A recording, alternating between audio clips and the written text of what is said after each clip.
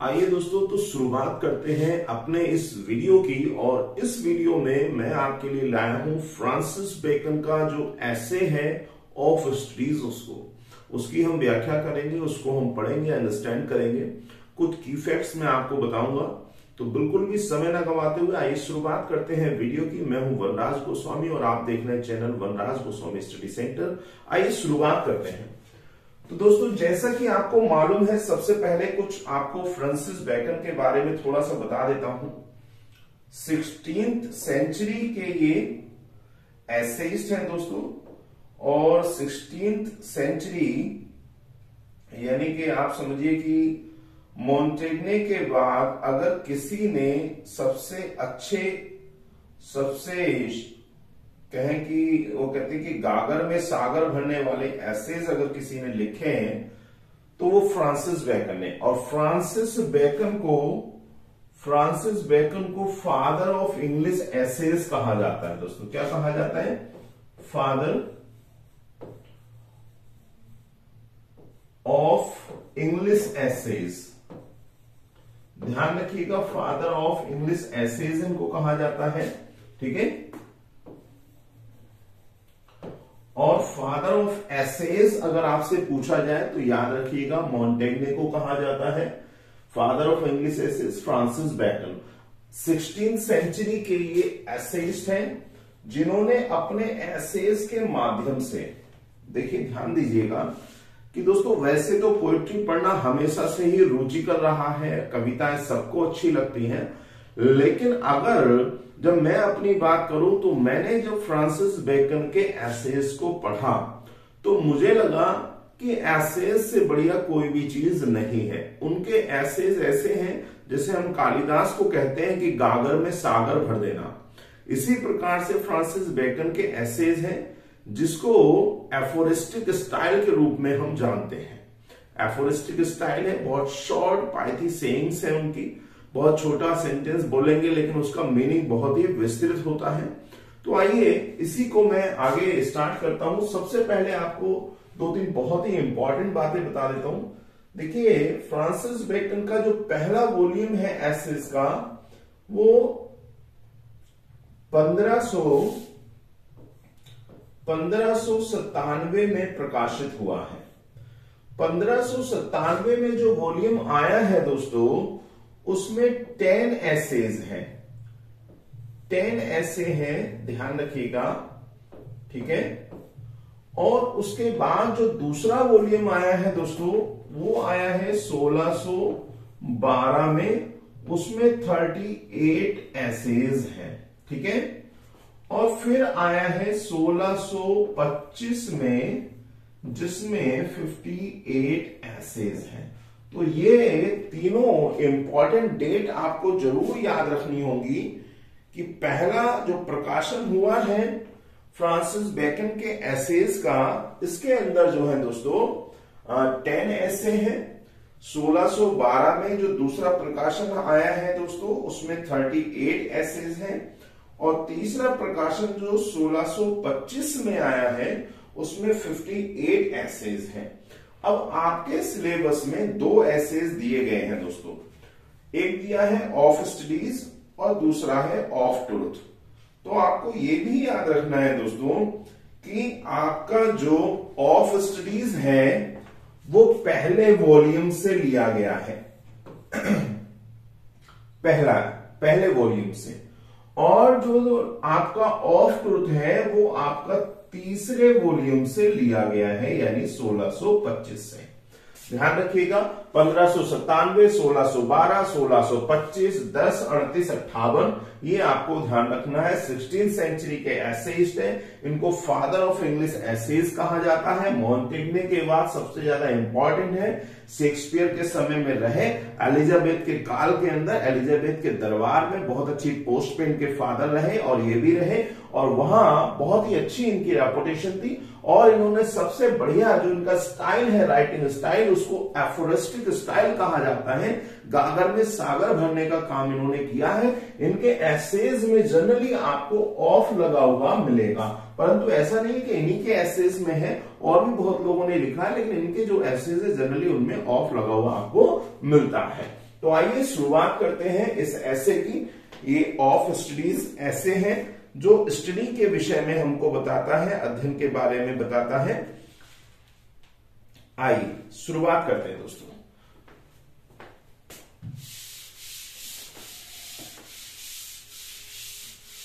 देखिए, पहले मैं इसको थोड़ा पढ़ देता हूं और फिर मैं आपको उसको एक्सप्लेन करूंगा।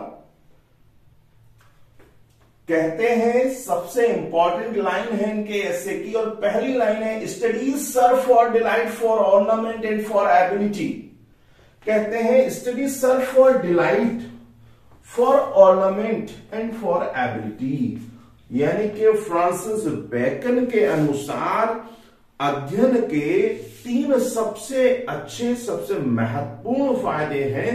3 most important beneficiality of the study is delight. वो कहते हैं एक तो ये हमको आनंद देते हैं, ऑर्नामेंट, और ये आभूषण के रूप में हमारी भाषा को, हमारी वाक्पटुता को सुसज्जित करते हैं, और ये हमको योग्यता प्रदान करते हैं। तो 3 इंपॉर्टेंट यूजेस उन्होंने बताए हैं अध्ययन के, स्टडी के। पहला डिलाइट, आनंद। दूसरा ऑर्नामेंट, वाक्पटुता, भाषण का जो कौशल है, जो बोलने की क्षमता है, जो सौंदर्य है उसमें। और तीसरा एबिलिटी। ये 3 बातें आपको ध्यान रखनी है। Study serve for delight, for ornament and for ability. अब क्या है डिलाइट, कैसे है, ऑर्नामेंट कैसे है, एबिलिटी कैसे है, इस बात को हम समझते हैं दोस्तों।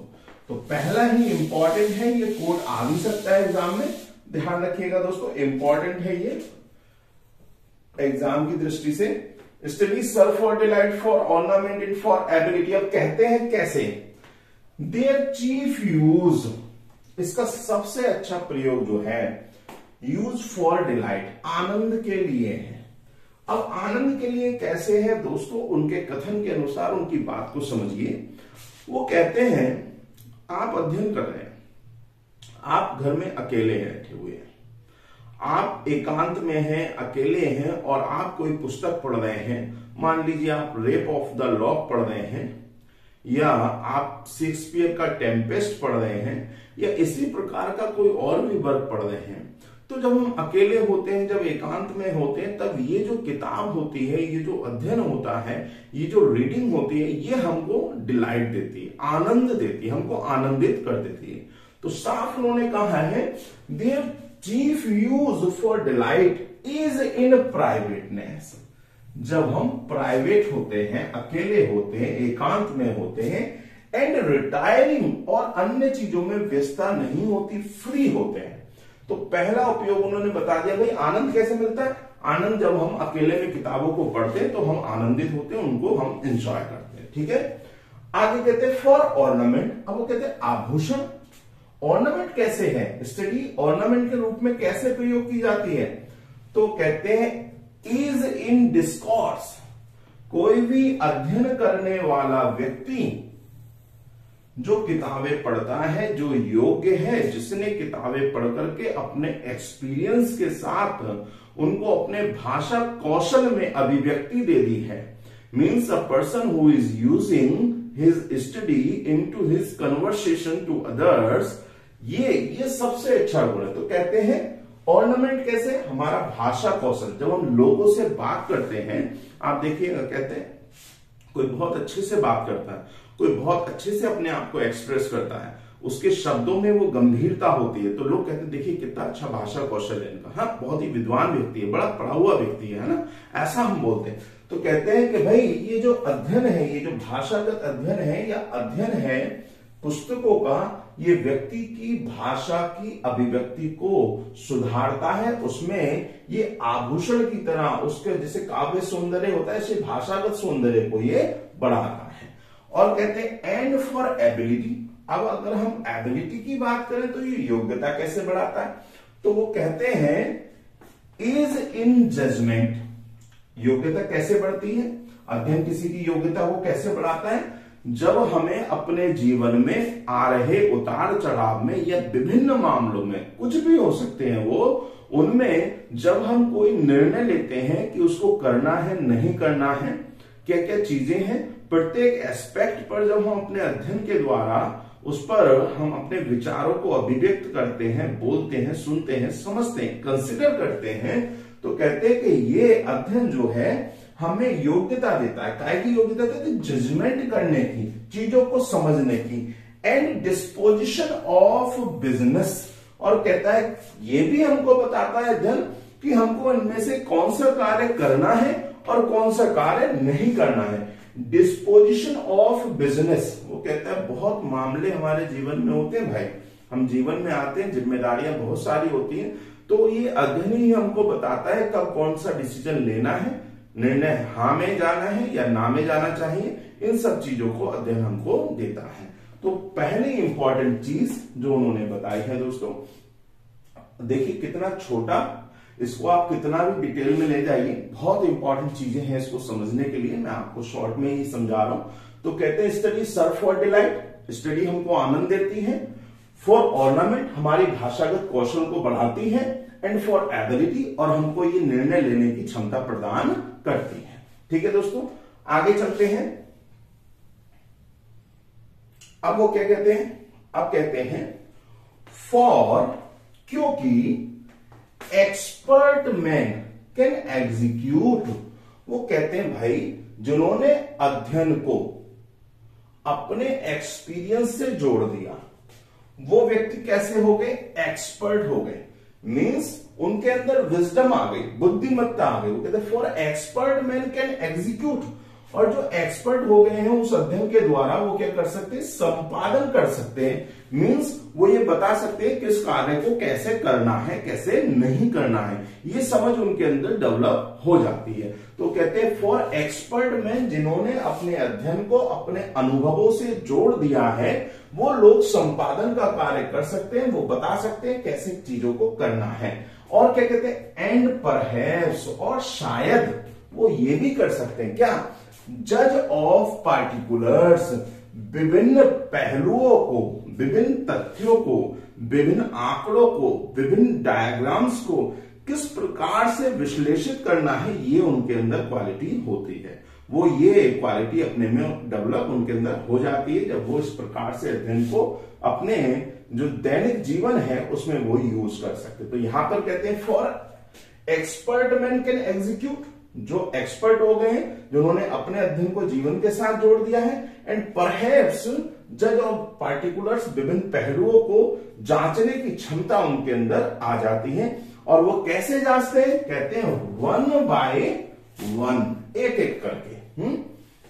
बट द जनरल काउंसिल, परंतु जो जनरल काउंसिल है, जो सामान्य सलाह है, ठीक है, काउंसिल का मतलब सलाह, जो सामान्य सलाह है, एंड द प्लॉट्स, और जो मामले हैं, मुद्दे हैं, एंड मार्शलिंग ऑफ अफेयर्स, मामलों को एकत्र करने की जो क्षमता है, उनको क्रमबद्ध करने की जो क्षमता है। ध्यान से सुनिएगा दोस्तों, दो बातें वो यहां पर कह रहे हैं, दोनों आपको समझनी होंगी। फिर से मैं एक बार आपको समझाता हूं। कहते हैं फॉर, क्योंकि जो एक्सपर्ट मैन है कैन एग्जीक्यूट, वो संपादन कर सकते हैं, और शायद वो विभिन्न मुद्दों पर विभिन्न पहलुओं को जांचने का कार्य कर सकते हैं, एक एक करके, एक एक करके। फिर यहां से बात काटते हैं, कहते हैं बट द जनरल काउंसिल, परंतु जो सामान्य सलाहकार है, सामान्य सलाह है, एंड द प्लॉट्स, और जो मामले हैं, एंड मार्शलिंग ऑफ अफेयर्स, और जो विभिन्न मुद्दों को, उनके तथ्यों को एकत्रित करना है, वो कार्य, और उनको क्रमबद्ध करने का कार्य कम बेस्ट वो होता है, किया जाता है। ठीक है, फ्रॉम दोज, उनके द्वारा, दैट आर लर्नड, जो विद्वान हो गए हैं। अब दो बातें दोस्तों, एक्सपर्ट मैन जिसने अपने आप को परिपूर्ण कर लिया है, एक्सपर्ट होता है, परंतु लर्न विद्वान होता है ना। तो कहते हैं कि ऐसी चीजें सबसे अच्छी की जा सकती हैं किनके द्वारा? लर्नड लोगों के द्वारा। वे लोग जो अपने अध्ययन को अपने एक्टिविटीज में इन्वॉल्व कर लेते हैं, मिला लेते हैं, मिक्सचर बना लेते हैं उनका, वो लोग लर्नड हो जाते हैं। यानी कि जो उन्होंने पढ़ा है उसका वो प्रैक्टिकल करते हैं, अपने व्यावहारिक जीवन में उसको उतार लेते हैं, तब वो लोग लर्नड हो जाते हैं। तो ऐसे मामलों की सबसे अच्छी जो क्वालिटी है वो लर्नड लोगों में देखी जाती है। मुझे उम्मीद है कि ये पहला पैराग्राफ आपको बिल्कुल समझ में आ गया होगा। नहीं आया हो तो आप एक बार वीडियो फिर से देख सकते हैं यहां पर। चलिए आगे बढ़ते हैं। अब वो यहां पर दोस्तों हमको बताते हैं कि भाई अध्ययन करना है और अध्ययन के क्या क्या फायदे हैं, क्या क्या नुकसान हैं, वो चीजें भी हमें समझनी होंगी। वो कहते हैं to spend too much time.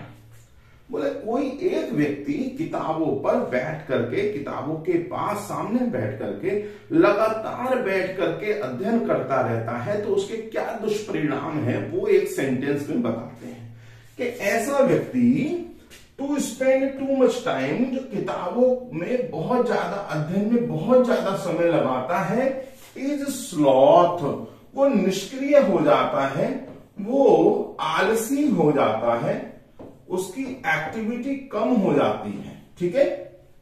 To use them, आगे क्या कहते हैं दोस्तों, आगे कहते हैं to use them too much.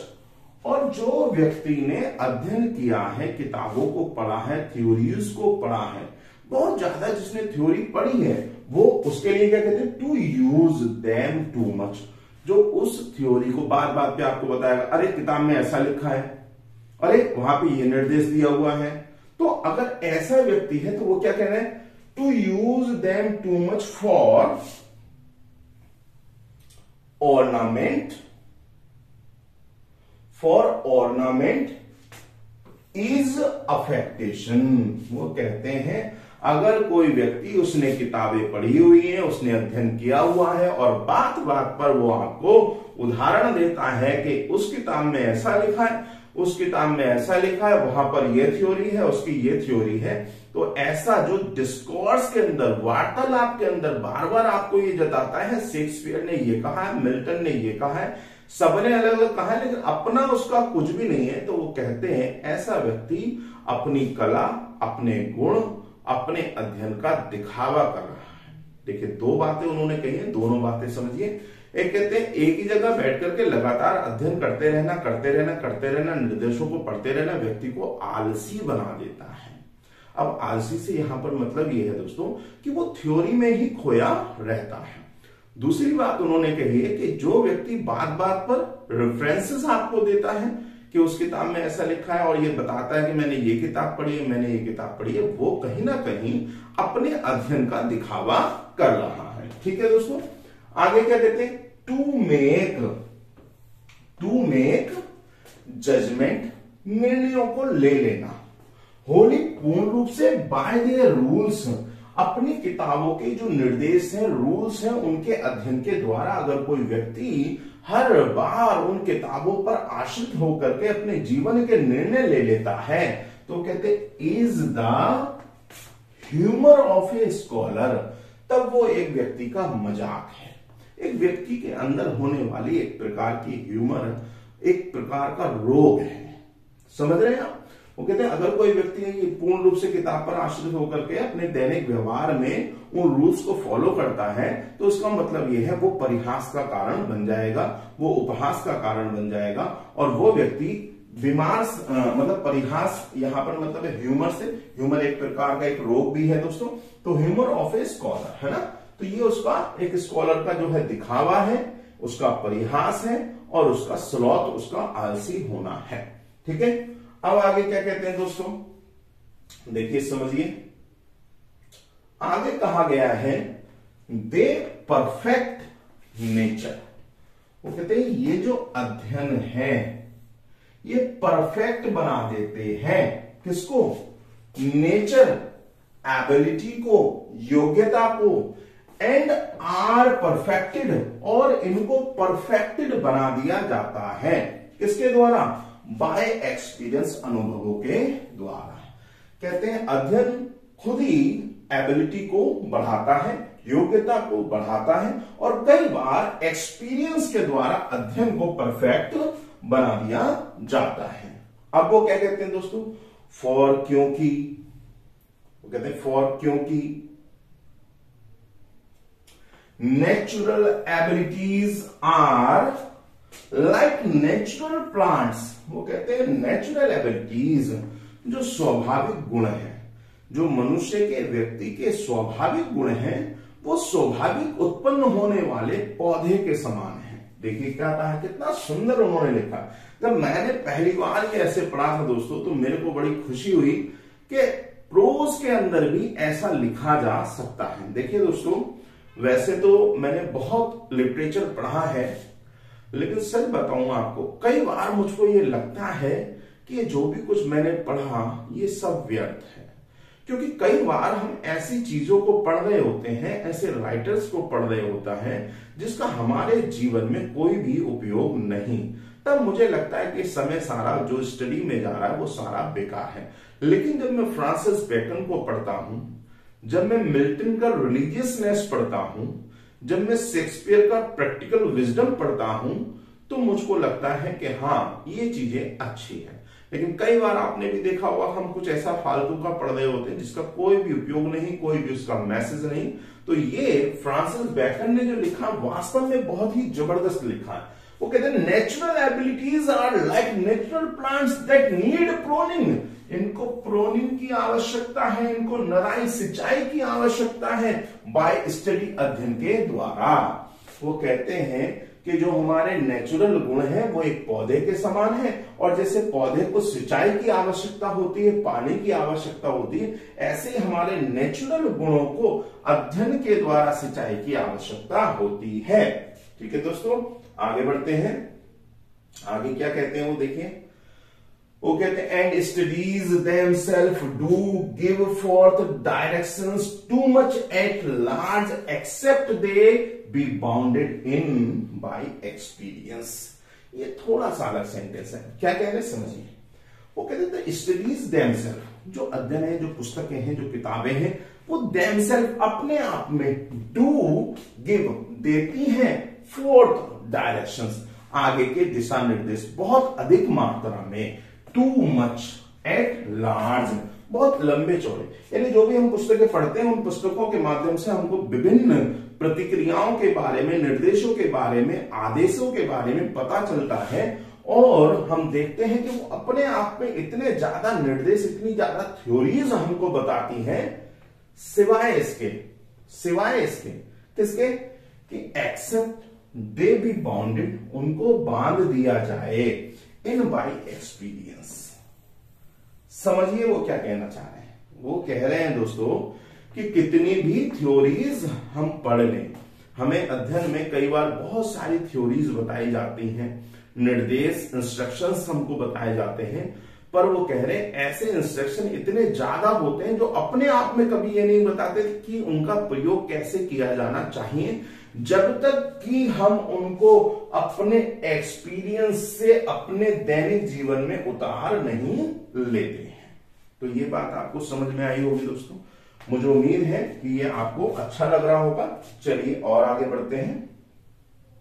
ये बहुत ही इंपॉर्टेंट कोट है दोस्तों एग्जाम की दृष्टि से, इसको जरूर याद रखिएगा। क्या कहते हैं?